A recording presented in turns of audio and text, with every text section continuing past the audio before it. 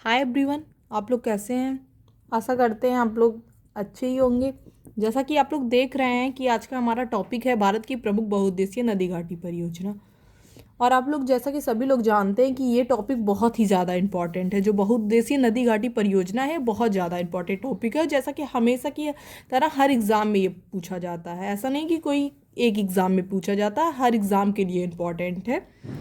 तो चलिए हम आज का अपना टॉपिक शुरू करते हैं। सबसे पहले हम बात करेंगे यहाँ पे भाखड़ा नांगल परियोजना के बारे में। तो भाखड़ा नांगल परियोजना लिख लेते हैं यहाँ पे।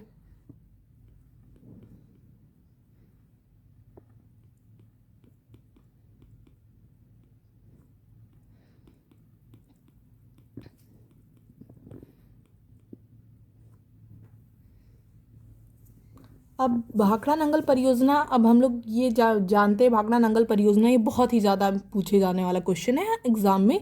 तो ये किस नदी पर स्थित है? तो ये हमारी जो है भाखड़ा नांगल परियोजना, भाखड़ा नांगल परियोजना ये सतलज नदी पर स्थित है। किस नदी पर स्थित है? सतलज नदी पर। और इसके साथ ही ये क्वेश्चन, एक और क्वेश्चन इसके साथ पूछा जाता है कि इससे लाभान्वित होने वाले राज्य कौन से? जो ये परियोजना है इससे लाभान्वित होने वाले राज्य कौन से हैं? तो इससे लाभान्वित वाले होने वाले राज्य कौन कौन से हैं ये भी लिख लेते हैं इसी के साथ।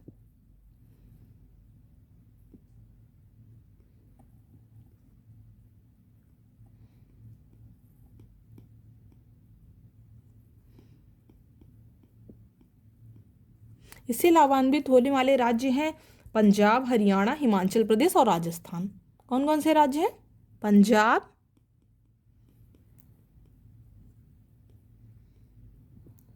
हिमाचल प्रदेश,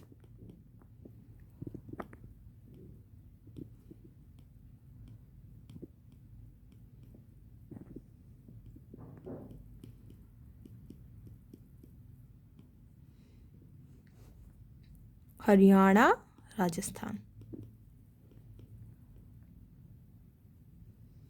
अब भाखड़ा बांध का निर्माण कार्य वर्ष भी पूछा जाता है किसी किसी एग्जाम में, जैसे यूपीपीसीएस में पूछा जाता है। तो इसका निर्माण और वर्ष पूछ लिख लेते हैं यहाँ पे कि भाखड़ा नांगल बांध का निर्माण वर्ष क्या है, कार्य का वर्ष क्या है।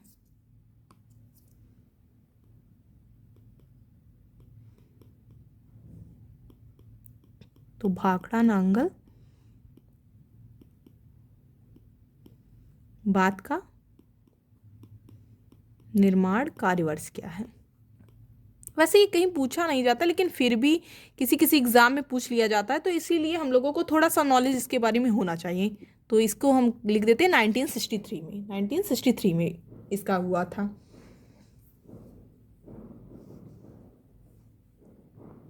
इसके साथ ही एक क्वेश्चन और पूछा जाता है कि भाखड़ा बांध की जो जलाशय है उसको क्या, किस नाम से जाना जाता है? कि भाखड़ा नांगल बांध के एक जलाशय भी है, उसका नाम क्या है? ये भी क्वेश्चन पूछा जाता है। तो इसको भाखड़ा नांगल बांध की जो भाखड़ा बांध वैसे कहेगा, भाखड़ा और नांगल दो अलग अलग बांध हैं जो सतलज नदी पर बनी हैं।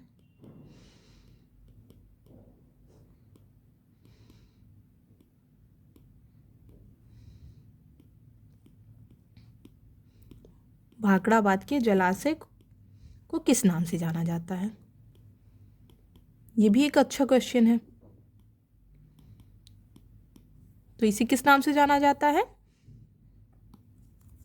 इसे जाना जाता है गोविंद सागर के नाम से।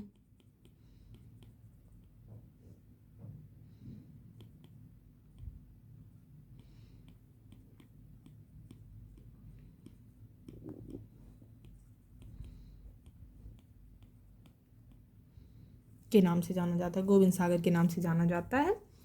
तो ये यहाँ पे हो गया कि गोविंद सागर के नाम से जाना जाता है। इसके साथ ही सतलज नदी पर बने और भी बांध होते हैं। जैसे सतलज नदी पर बने और बांध की बात हम कर लेते हैं कि सतलज नदी पर और कौन कौन से बांध बने हैं। तो सतलज नदी पे बना है इंदिरा गांधी नहर परियोजना बना है, कोल डैम परियोजना बना है, और कृष्णा सागर तो कावेरी नदी पे बना है। नाथपा झाकरी ये भी एक परियोजना है, इसको भी लिख लेते हैं।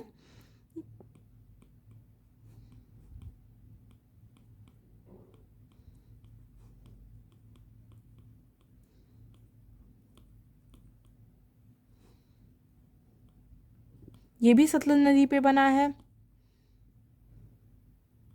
कोल डैम, ये सभी इंपॉर्टेंट हैं।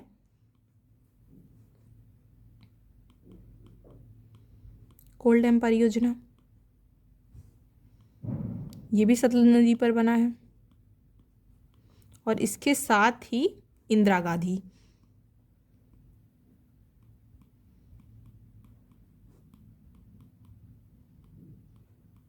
इंदिरा गांधी नहर परियोजना,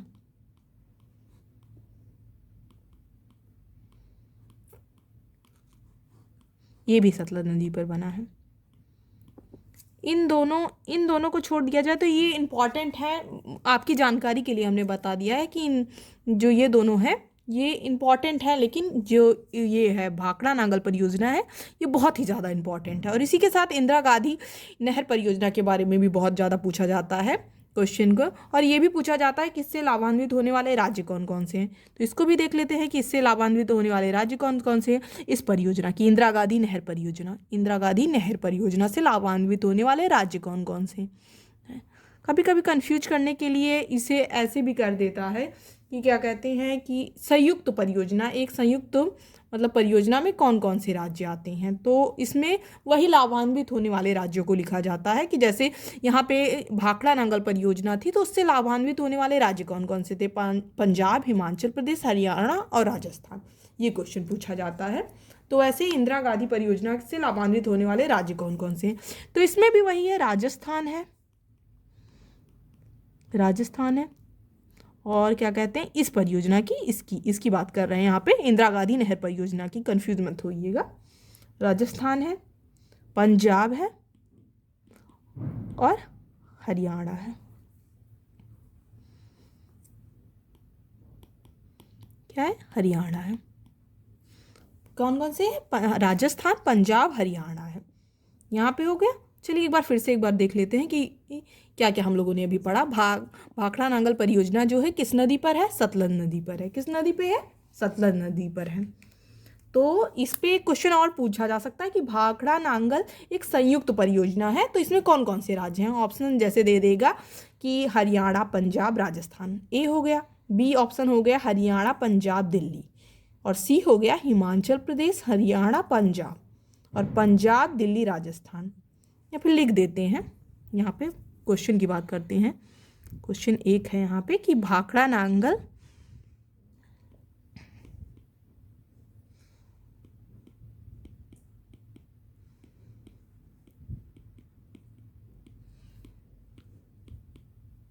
परियोजना,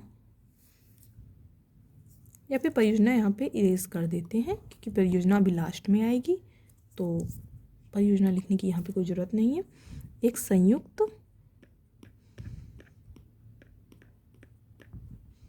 परियोजना है, परियोजना है। ए हो जाएगा हरियाणा, पंजाब और राजस्थान। ए हो गया ये। बी चलिए ऑप्शन देख लेते हैं, हरियाणा, पंजाब, दिल्ली, हरियाणा, पंजाब, दिल्ली। और सी हिमाचल प्रदेश। एक्चुअली ये मैं आप लोगों को बोल के भी बता सकती थी, लेकिन इससे आप लोगों को उतना समझ में नहीं आता, तो लिख के समझाने में हिमाचल प्रदेश यहाँ पे हो जाएगा। लिख के समझाने से ये फ़ायदा होता है कि मतलब एक क्लियरिटी मिल जाती है कि हाँ बोल क्या रहे हैं। बोलने से और लिखने में थोड़ा ज़्यादा ही फ़र्क होता है, क्योंकि बोलने से उतना समझ में नहीं आता, अगर लिख के वही चीज़ समझाई जाए तो थोड़ा क्लियर हो जाता है कॉन्सेप्ट। तो इसीलिए हम लोग इसको थोड़ा सा लिख के डिटेल में बात कर लेते हैं, नहीं तो किसी को डाउट रह जाए। चलिए हम यहाँ पे चारों ऑप्शन को लिख लिए। अब चलिए इसका आंसर क्या होगा। जैसे क्वेश्चन था भाखड़ा नांगल एक संयुक्त परियोजना है, संयुक्त परियोजना है, तो बताइए इसमें आंसर है, और इसमें आंसर होगा ऑप्शन ए। क्या होगा, ऑप्शन ए। ऑप्शन ए जो है इसका आंसर है, राइट आंसर ये है। मतलब वही है कि इससे लाभान्वित होने वाले राज्य कौन कौन से हैं। तो हमने इसके बारे में पहले ही आप लोगों को बता दिया था कि भाखड़ा नांगल परियोजना से लाभान्वित होने वाले राज्य कौन कौन से। मतलब ये जो है ये है यही वाला, ये इंपॉर्टेंट है, पंजाब, हिमाचल प्रदेश, हरियाणा, राजस्थान। ये मतलब क्वेश्चन पूछा जाता है, मतलब ये क्वेश्चन पहले भी पूछा जा, बीपीएससी में पूछा जा चुका है, यूपीएससी में पूछा जा चुका है, यूपीपीसीएस में। तो ये क्वेश्चन बहुत ही इंपॉर्टेंट है। और क्या कहते हैं, ऐसा नहीं है कि यूपीएससी में ही पूछा जाता है, यूपी टेट में भी पूछा जा चुका है। तो इसीलिए ये सब क्वेश्चन इंपॉर्टेंट हैं और इन सबको हमें मतलब पढ़ लेना चाहिए। और दूसरा क्वेश्चन, चलिए दूसरे पे बात करते हैं, किस नदी पे है। तो इस नदी पे हम लोगों ने पहले ही बात कर लिया है कि भाखड़ा नांगल परियोजना। ये भी क्वेश्चन बनता है कि भाखड़ा नांगल परियोजना किस नदी पर है। तो भाखड़ा नांगल परियोजना किस नदी पर है, सतलज नदी पर। तो सतलज नदी पर है, इसके बारे में हम लोगों ने डिस्कस कर ही लिया है। बस इस पे तो इतने ही क्वेश्चन बनते हैं भाखड़ा नांगल परियोजना। तो इससे लाभान्वित होने वाले राज्य कौन से हो गए। भाखड़ा नांगल का निर्माण कार्य 1963 है, निर्माण वर्ष जब पूरा हुआ था, यहाँ पे पूरा लिख लीजिएगा नहीं तो कंफ्यूज हो जाएंगे। भाखड़ा नांगल बाद के जलाशय को किस नाम, नांगल नहीं रहेगा, भाखड़ा बाद के जलाशय को किस नाम से जानते हैं, गोविंद सागर के नाम से जानते हैं। तो इसे भी देख लीजिएगा, भाखड़ा बाद है यहाँ पे, ध्यान दीजिएगा, भाखड़ा बाद है यहाँ पे, कंफ्यूज मत होइएगा। और यहाँ पे एक चीज़ मैंने यहाँ पे और क्लियरिफाई कर दिया है कि सतलज जो नदी पे बने बांध हैं उसको मैंने यहाँ पे लिख दिया है। जो है यहाँ पे कोल डैम है नाथपा झाकरी परियोजना है, इंदिरा गांधी नहर परियोजना। इंदिरा गांधी नहर परियोजना इंपॉर्टेंट है अपने आप में, क्योंकि ये भी बहुत इंपॉर्टेंट है। जैसे भाखड़ा नांगल परियोजना है वैसे ये भी इंपॉर्टेंट परियोजना है, तो इसको भी हम लोग नज़रअंदाज नहीं कर सकते हैं। तो चलिए अब इसके बाद पढ़ते हैं। चलिए अब सेकंड वाला बात कर लेते हैं। इस पे क्या कहते हैं, सेकंड वाला बात कर लेते हैं। सेकंड वाला हम लोगों का है नागार्जुन सागर परियोजना। नागार्जुन सागर परियोजना लिख लेते हैं इसको।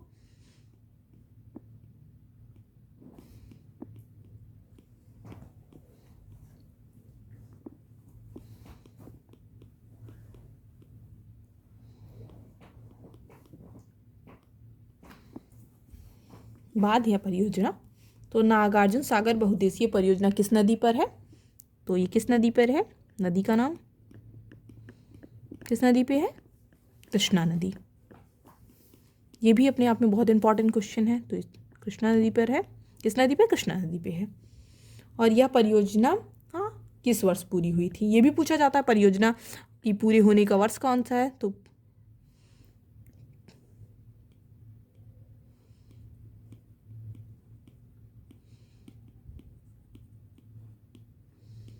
1967 में पूरी हुई थी। कब पूरी हुई थी, 1967 में पूरी हुई थी यह परियोजना।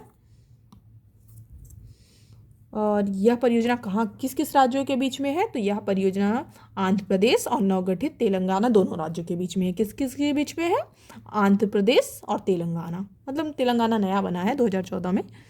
तो इसको भी लिख लेते हैं कि किस किन किन राज्यों के बीच में है।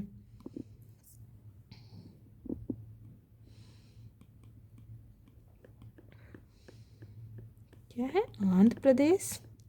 वैसे पूछा कोई एक ही जाएगा, ऐसा नहीं है कि आपको ऑप्शन में दोनों ही दे दी जाएगा। दोनों दिया जाएगा तो दोनों साथ ही दिया जाएगा, ऐसा नहीं है। लेकिन अगर पूछा जाएगा तो आंध्र प्रदेश या फिर तेलंगाना में से किसी एक राज्य में पूछा जाएगा। इसीलिए आप लोग कंफ्यूज मत होइएगा कि दोनों में से किस पे टिक लगाना है, आंध्र प्रदेश या फिर दिया रहेगा या फिर तेलंगाना दिया रहेगा। इसके लिए कोई भी डाउट नहीं करना है हम लोगों को केवल बस इतना ध्यान रखना किस नदी पे है, कौन कौन सा राज्य है, ये इम्पॉर्टेंट है हम लोगों के लिए, कौन कौन सा राज्य है। और इससे मतलब क्या, इस परियोजना से किन किन उनको मिलता है, मतलब कि इनको लाभ मिलता है। तो इस परियोजना से हमें तेलंगाना का जो है नलगोंडा राज्य, नलगोंडा राज्य नहीं है, एक मतलब शहर है, प्रकाशम, खम्भम और गुट्टूर जिले हैं ये। तो जिले हैं वहाँ पे, तेलंगाना के ये लोग हैं, वहाँ पे मिलते हैं। तो इससे इन लोगों को सिंचाई की मतलब व्यवस्था मिलती है। और इसके साथ ही हम लोगों नागार्जुन सागर में हो गया, कृष्णा नदी पूरी कब हुई थी, 1967 हम लोगों ने लिख लिया। राज्य कौन है, आंध्र प्रदेश और तेलंगाना हो गए। लेकिन एक और इम्पॉर्टेंट, सबसे इम्पॉर्टेंट बात यहाँ पे सबसे ज़्यादा ये इम्पॉर्टेंट है कि यह विश्व का सबसे बड़ा और सबसे ऊंचा चिनाई बांध है।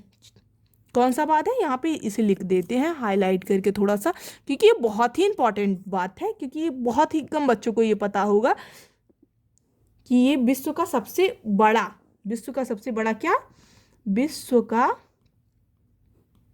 सबसे बड़ा, बहुत ही कम बच्चों को इसके बारे में पता होगा, लेकिन ये बहुत ही इंपॉर्टेंट क्वेश्चन है। सबसे बड़ा एवं सबसे ऊंचा चिनाई बांध है। चिनाई को इंग्लिश में क्या कहते हैं?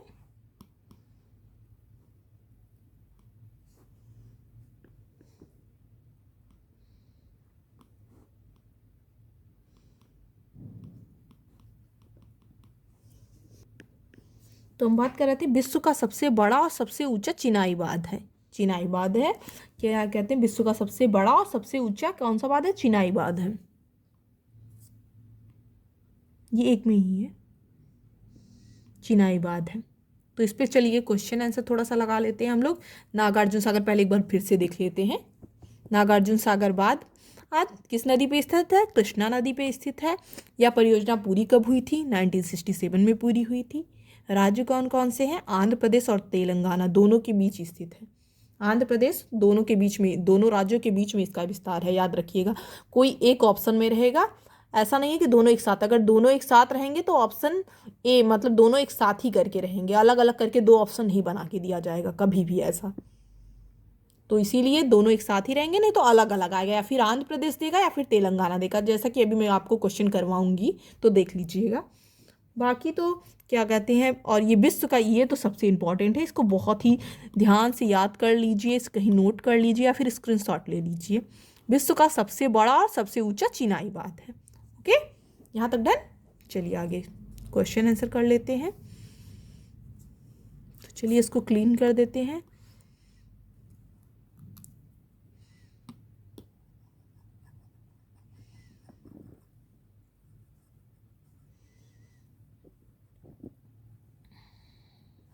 चलिए क्लीन कर देते हैं और आगे चलिए क्वेश्चन आंसर नागार्जुन सागर परियोजना पे कुछ क्वेश्चन आंसर लगा लेते हैं। तो पहले सबसे तो क्वेश्चन यही उठेगा कि भारत के किस राज्य में नागार्जुन सागर परियोजना स्थित है? तो चलिए क्वेश्चन लिखते हैं।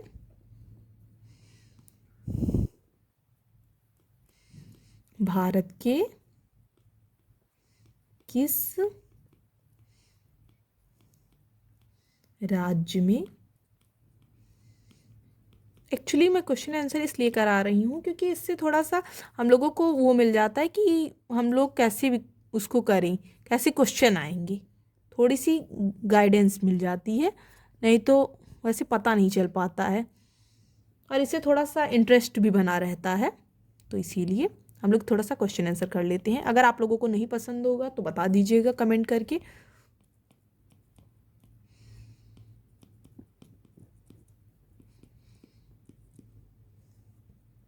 चलिए, भारत के किस राज्य में नागार्जुन सागर परियोजना है? चलिए ऑप्शन लिख लेते हैं। ए आंध्र प्रदेश,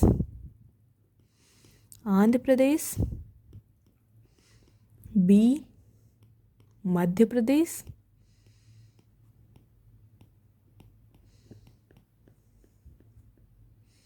सी तमिलनाडु, तमिलनाडु,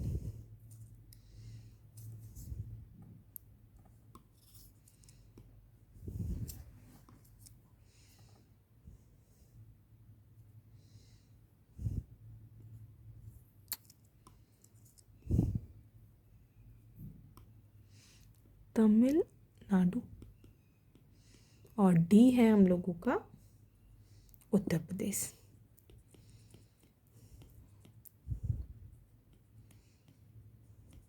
तो भारत के किस राज्य में नागार्जुन सागर परियोजना स्थित है? तो हमने जैसा कि बताया था किस राज्य में है, पहले ही हम लोगों ने इस पर चर्चा कर लिया था, आंध्र प्रदेश और तेलंगाना। तो यहाँ पे तेलंगाना है नहीं, तो यहाँ पे आंध्र प्रदेश है, तो हम लोग यहाँ पे आंध्र प्रदेश पे टिक लगाते हैं। ओके, चलिए अब दूसरा क्वेश्चन देख लेते हैं, इस पे कौन सा बनेगा। तो दूसरा क्वेश्चन हम यहाँ पे लेते हैं, नागार्जुन सागर परियोजना किस नदी पे अवस्थित है?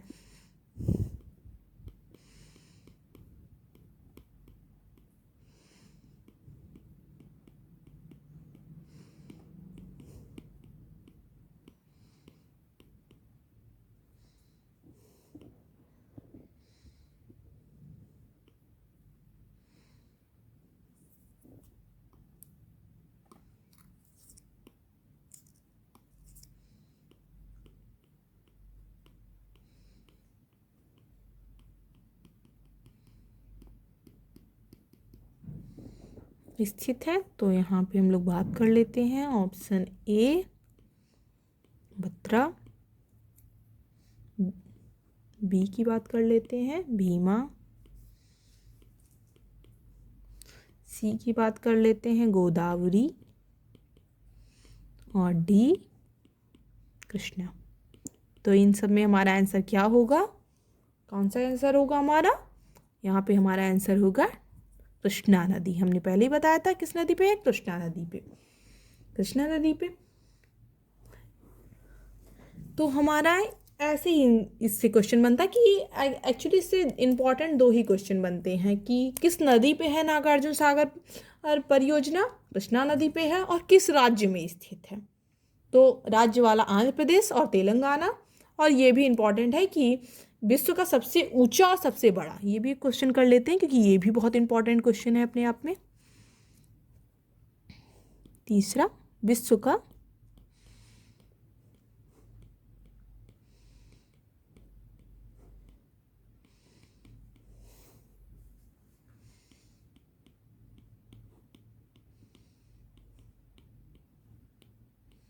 सबसे ऊंचा चिनाई बांध कौन सा है?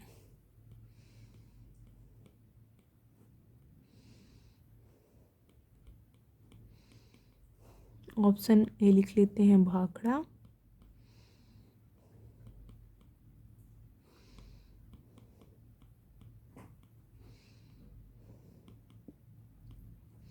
बी लिख लेते हैं हीराकुंड,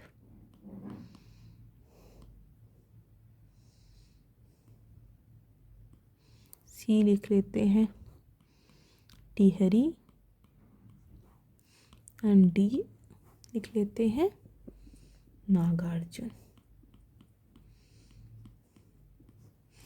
तो नागार्जुन हमारा इसमें आंसर क्या हो जाएगा? नागार्जुन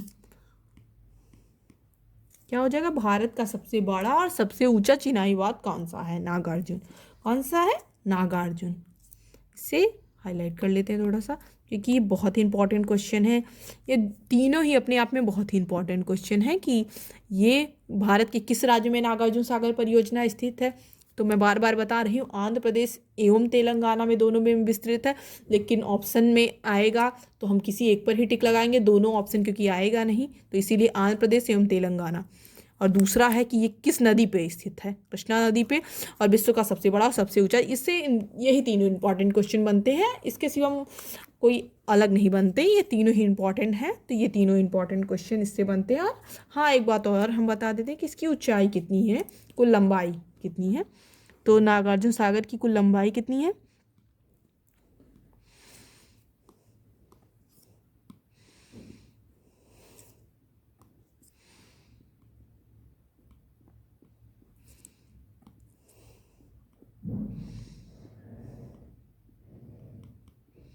कुल लंबाई कितनी है? 15,956 फीट। और अगर मीटर में बात करें तो कितनी है? 4,863 मीटर। कितनी? 4,863 मीटर। कितनी है? 4,863 मीटर। अगर फिट में बात करें तो 15,956 फीट। ओके, तो यहाँ पे नागार्जुन सागर बात हम लोगों का कंप्लीट होता है। अब चलिए हम लोग बात करते हैं, अगर स्क्रीनशॉट लेना हो तो आप लोग ले सकते हैं इसका स्क्रीनशॉट, अगर नहीं लेना है तो कोई बात नहीं। तो यहाँ हम लोग नागार्जुन सागर परियोजना पढ़ चुके हैं। अब चलिए हम शिव समुद्रम जल विद्युत परियोजना पढ़ लेते हैं, ये भी इम्पॉर्टेंट है अपने आप में।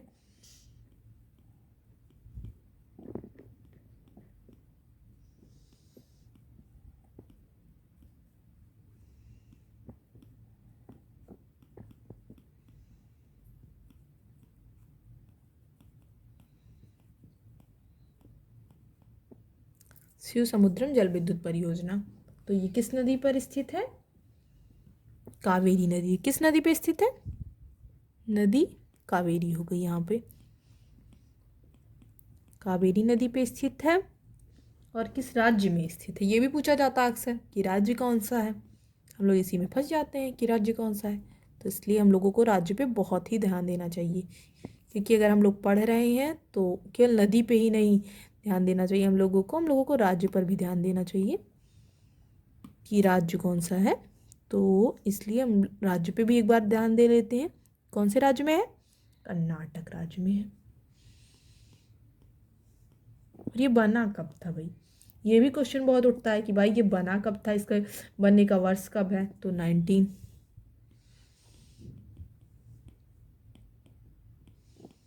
1902 में बना था।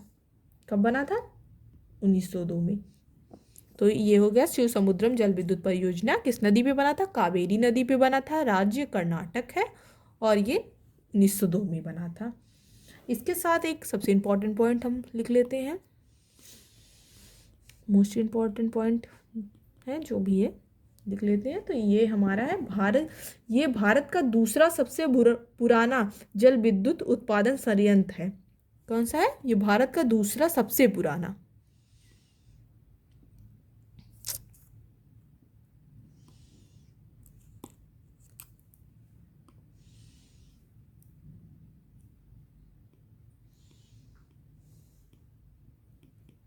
यह भारत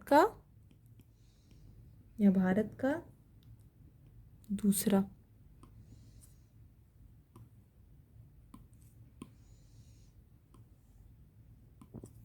कौन सा?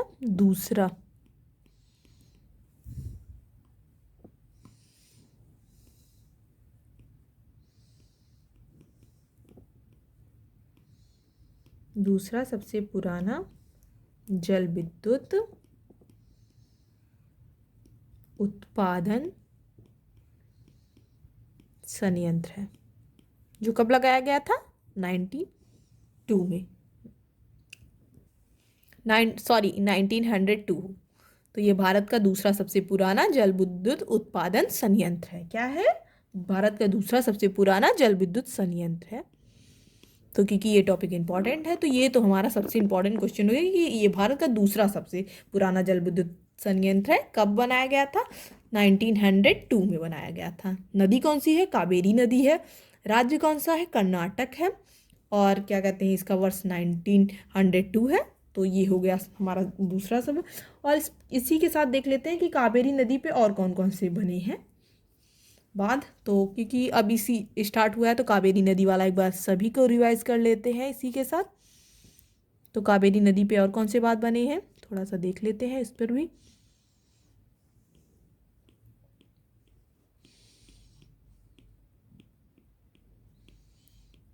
क्योंकि जब ये टॉपिक स्टार्ट होता है तो एक साथ मिल जाए तो आसानी से याद हो जाता है, नहीं तो इधर का उधर हो जाता है। तो देख लेते हैं। एक बना है कृष्णराज सागर, आपने नाम सुना होगा, कृष्णराज सागर बांध। ये कहाँ है? ये कर्नाटक में है और कावेरी नदी पे स्थित है। किसमें? कर्नाटक में है और कावेरी नदी पे स्थित है। कृष्णराज सागर कहाँ है? कर्नाटक में है, कावेरी नदी पे बना। इसकी रूपरेखा किसने बनाई थी? कृष्णराज सागर की। एक्चुअली ये भी क्वेश्चन पूछा जाता है कि कृष्णराज सागर की रूपरेखा किसने बनाई थी? तो किसने बनाई थी? एम विश्वेश्वरैया ने बनाई थी। क्योंकि ये एक इम्पॉर्टेंट पर्सन है तो इनके बारे में अगर कभी क्वेश्चन पूछा जाता तो ये भी पूछ लिया जाता है कि कृष्णराज सागर बांध की रूपरेखा किसने बनाई थी? एम विश्वेश्वरैया। इसे वैसे भी याद रख सकते हैं, या फिर मैं लिख ही देती हूँ इसको कि इसकी रूपरेखा किसने बनाई थी।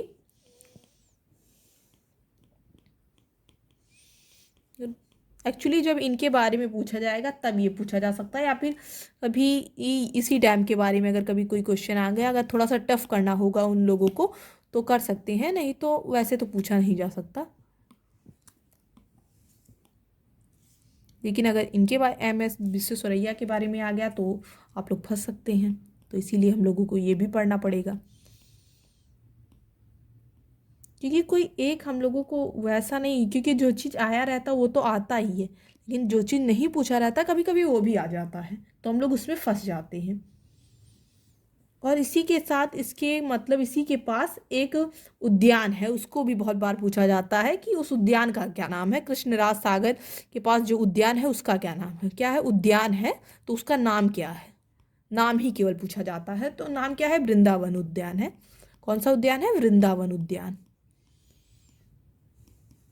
कौन सा उद्यान है? वृंदावन उद्यान है।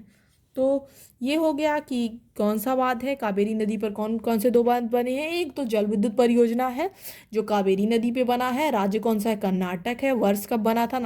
1902 में बना था। और यह भारत का दूसरा सबसे पुराना, दूसरा, इसे याद रखिएगा, दूसरा सबसे पुराना है। अगर पहले का नहीं दिया रहेगा, क्योंकि जल विद्युत का विकास 19वीं शताब्दी के अंतिम दशक में शुरू हुआ था। कब शुरू हुआ था? 19वीं शताब्दी के अंतिम दशक में शुरू हुआ था, 1897 ईस्वी में कह सकते हैं। दार्जिलिंग नगर को बिजली आपूर्ति के लिए मतलब जाना जाता था, और यह भारत का सबसे पुराना जल विद्युत शक्ति था। उसका क्या नाम है?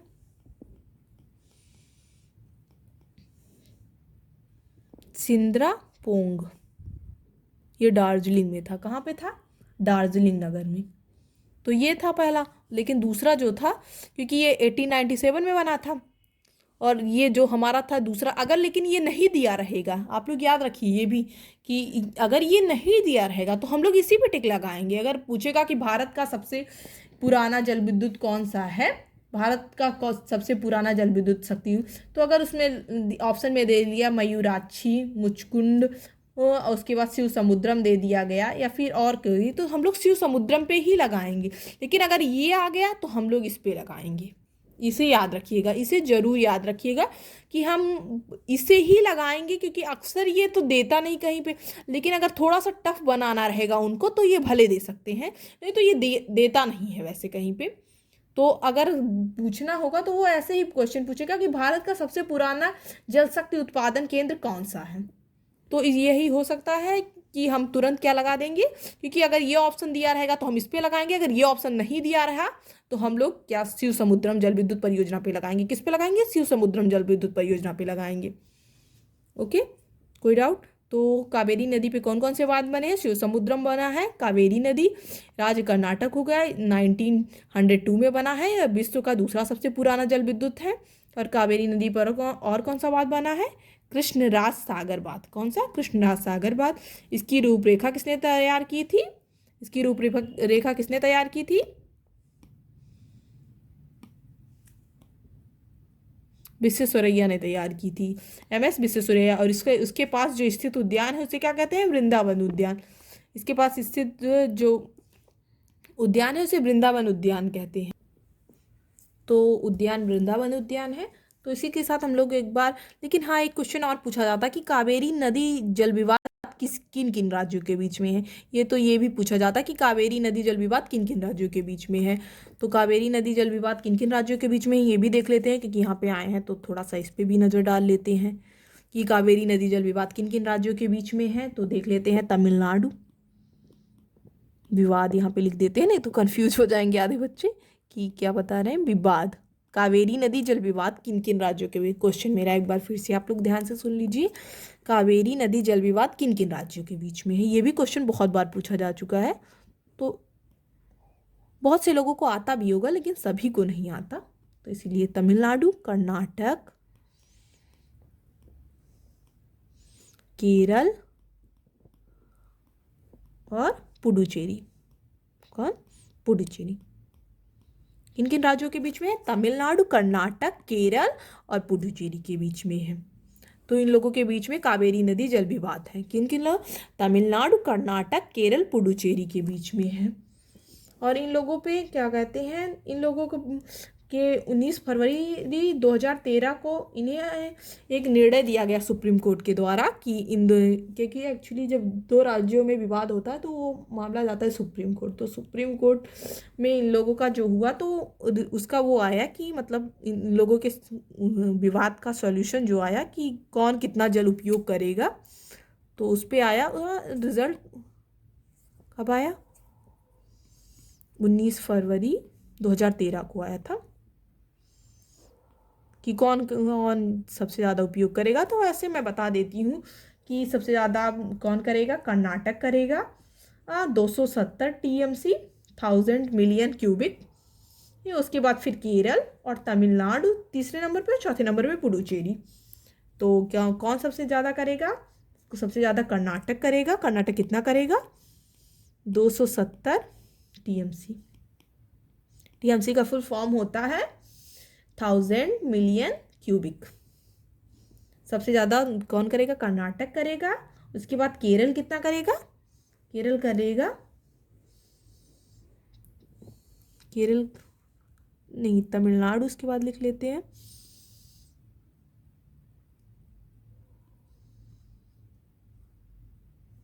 नहीं, सबसे ज़्यादा तमिलनाडु करेगा, सॉरी, टीएमसी 419 क्योंकि इसका है। ओ यहाँ पे एकदम मैसी हो गया, किसी अलग कलर से लिखते हैं जिससे समझ में आए। कितना? सबसे ज़्यादा तमिलनाडु करेगा 419। कितना? 419 टीएमसी का प्रयोग करेगा तमिलनाडु। कौन करेगा? तमिलनाडु। इसके बारे में हम बात कर रहे हैं। सबसे ज़्यादा तमिलनाडु करेगा, फिर करेगा कर्नाटक करेगा दूसरे नंबर पे, सेकंड नंबर पे, और थर्ड नंबर पे क्या करेगा? केरल करेगा। केरल कितना करेगा? 30 टीएमसी का प्रयोग करेगा। और पुडुचेरी कितने करेगा? 7 टीएमसी का। मतलब हम एक बार इसकी लाइनिंग अगर बनाना चाहें तो पहले नंबर पे कौन रहेगा? तमिलनाडु रहेगा। सबसे ज़्यादा जल प्रयोग कौन करेगा? तमिलनाडु। उसके बाद फिर रहेगा कर्नाटक, फिर केरल, और उसके बाद पुडुचेरी।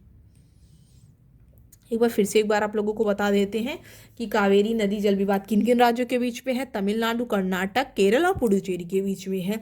और इन पे फैसला जब आया था सुप्रीम कोर्ट का 19 फरवरी 2013 को आया था। और कौन कितने कितने जल का प्रयोग करेगा तो इसमें बताया गया था सबसे ज़्यादा 419 टीएमसी का प्रयोग करेगा या तमिलनाडु करेगा। उसके बाद फिर क्या कहते हैं, दूसरे नंबर पे कर्नाटक करेगा। कर्नाटक दूसरे नंबर पे करेगा 270 टीएमसी का प्रयोग। तीसरे नंबर पे केरल करेगा 30 टीएमसी। फिट यहाँ पे रहेगा, नहीं तो आप लोग कंफ्यूज हो जाइए। टीएमसी फिट लगा लीजिएगा आप लोग। और चौथे नंबर पे पुडुचेरी करेगा 7 टीएमसी फिट जल आवंटित सबको किया गया था, सबको बांटा गया था कि किन किन राज्यों को कितने कितने जल मिलेंगे। तो यहाँ पे हो गया। वैसे मैंने आप लोगों के जनरल नॉलेज के लिए बता दिया है, अगर आप लोग ये चाहें तो पढ़ सकते हैं। वैसे ये क्वेश्चन पूछा जा सकता है क्योंकि ये जल विवाद अक्सर पूछा जाता है कि कावेरी जल विवाद किन किन राज्यों के बीच में है। तो इसीलिए मैंने आप लोगों को बता दिया कि किन किन राज्यों के बीच में, क्योंकि अगर कावेरी पे हम लोगों की बात स्टार्ट हुई थी तो ये टॉपिक बताना तो ज़रूरी ही था। तो इसीलिए मैंने इस पर बता दिया कि किन किन राज्यों के बीच में ये जल विवाद है। तो चलिए एक बार इस पर क्वेश्चन आंसर भी देख लेते हैं कैसे कैसे रहेगा, क्योंकि कन्फ्यूजन बढ़ सकता है कि कैसे कैसे क्वेश्चन रहेगा।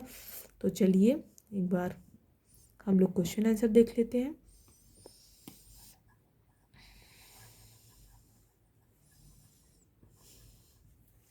तो हम लोग सबसे पहले यही क्वेश्चन देखते हैं, जैसा कि मैंने बताया था पहला वाला क्वेश्चन कि शिव समुद्रम वाले में अभी हम लोगों ने पढ़ा था भारत का सबसे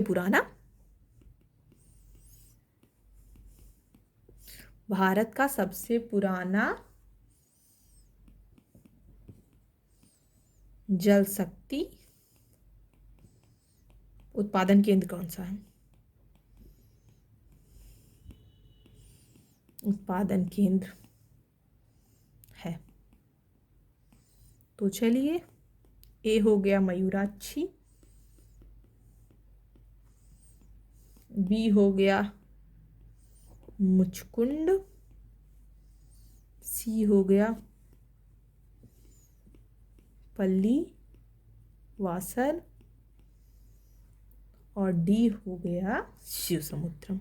अब इस पे आप क्या टिक लगाएंगे? तो मैंने आपको पहले ही बताया था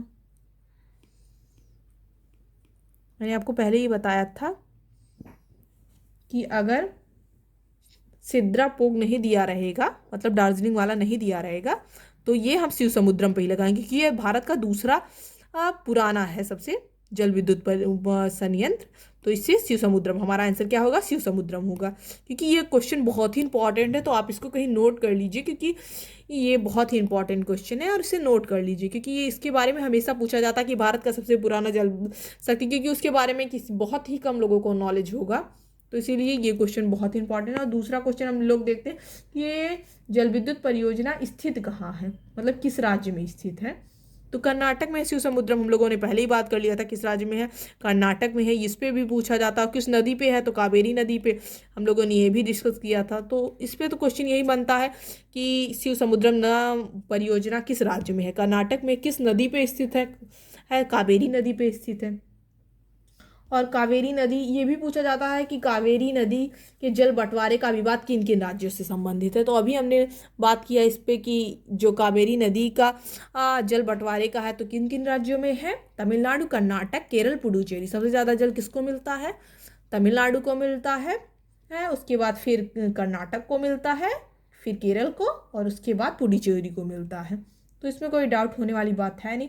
और किसका विवाद है ये भी जान लीजिए, कावेरी नदी का विवाद है। और इनको जल आवंटित किया गया है, सबसे ज़्यादा किसको आवंटित किया गया है, तमिलनाडु को, फिर दूसरे नंबर पे कर्नाटक को, तीसरे नंबर पे केरल को, और चौथे नंबर पे पुडुचेरी पे। इसीलिए कंफ्यूज बिल्कुल भी नहीं होना है। ओके। और अब थोड़ा सा समय लेते हुए मैं कहूँगी कि आप चैनल को सब्सक्राइब किया कर दीजिए, वीडियो को लाइक कर दीजिए, शेयर कीजिए और बहुत सारा प्यार दीजिए। और कमेंट करना मत भूलिएगा कि क्वेश्चन मैं लास्ट में इंक्लूड करूं कि इसी के साथ ही, मतलब जो टॉपिक कराएं उसके बाद ही मैं क्वेश्चन आंसर करवाऊं। तो जैसा आपको लगेगा वैसा आप कमेंट कर लीजिएगा, वैसा ही मैं वीडियो आपको बना दूंगी। Okay, bye bye.